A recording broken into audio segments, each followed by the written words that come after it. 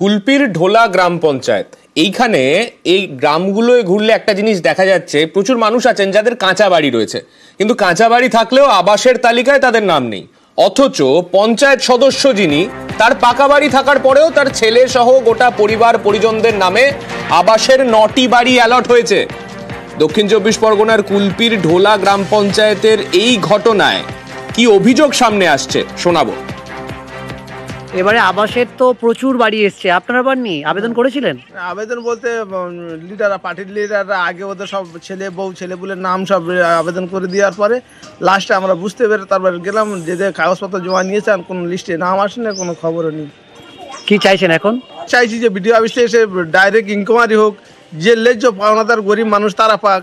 আর যারা দুতলা বাড়ি সে পেয়েছে, তার ছেলে পেয়েছে, তার বউ পেয়েছে, ফের আর তার ছেলে পাচ্ছে, আমরা এইটাই নিয়ে যে মনে কষ্ট। আমাদের সঙ্গে রয়েছেন আমাদের প্রতিনিধি আনিসউদ্দিন। আনিসউদ্দিনের কাছে যাব। আনিস, এই যে অভিযোগ সামনে আসছে, যাদের বিরুদ্ধে অভিযোগ, তাদের তরফে কোনো প্রতিক্রিয়া কি মিলেছে, কিংবা প্রশাসনিক তরফে এই বিষয়ে কি কিছু ব্যবস্থা গ্রহণের আশ্বাস তাদের দেয়া হয়েছে?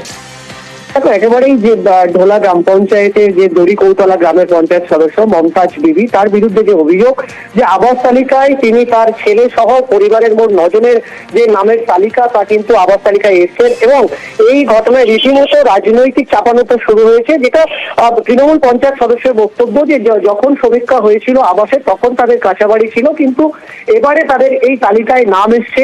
এবং পুরো বিষয়টি কিন্তু প্রশাসনের হাতে রয়েছে, যে তদন্ত হওয়ার বিভিন্ন জায়গায় যে সুপার চেকিং চলছে তা প্রশাসন করছে, তা নিয়ে তার কিছু বলার নেই। তবে এ নিয়ে কিন্তু এলাকার বাসিন্দারা জেলা প্রশাসনকে একটি অভিযোগ করেছেন এবং যা নিয়ে রাজনৈতিক চাপানো শুরু হয়েছে। এলাকার আইএসএফ বিজেপির বক্তব্য যে তারা মূলত যে এই শুধুমাত্র ঢোলা গ্রাম পঞ্চায়েত নয়, পুরো কুলপি বিধানসভা জুড়ে এভাবেই কিন্তু তৃণমূল নেতারা, পঞ্চায়েত সদস্যরা তারা নিজেরাই স্বজন পোষণ করেছেন আবাসের বাড়ি নিয়ে।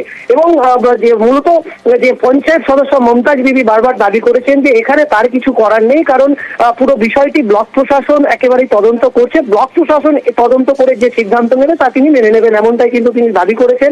অবশ্য বিজেপি এবং আইএসএফ এর পক্ষ থেকে দাবি করা হচ্ছে যে পঞ্চায়েত সদস্য তার পাকা বাড়ি রয়েছে, তা সত্ত্বেও তিনি কেন নিজে থেকে নাম বাদের আবেদন করেননি, তা নিয়ে প্রশ্ন তোলা হয়েছে বিরোধীদের পক্ষ থেকে। বেশ, ধন্যবাদ আনিস।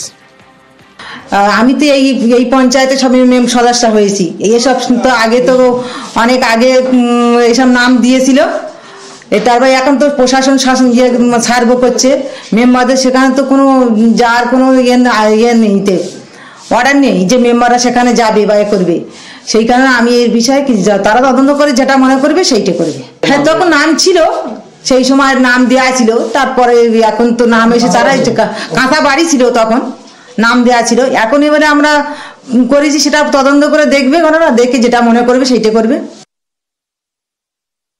প্রচণ্ডভাবে মানুষের বিক্ষোভ, শুধু মমতাজ বিবি বলে নয়, আরও অনেকেই, সমস্ত পঞ্চায়েত সদস্যরা এই জিনিস করেছে।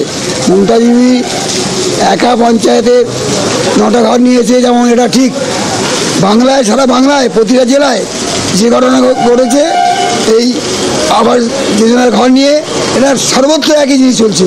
তা এর বিরুদ্ধে সারা বাংলায় একটা আন্দোলন চলছে। তো আমরাও প্রতিবাদ করছি যে জঘন্যতম অপরাধ, এদের শাস্তি, আইনগত শাস্তি হওয়া উচিত।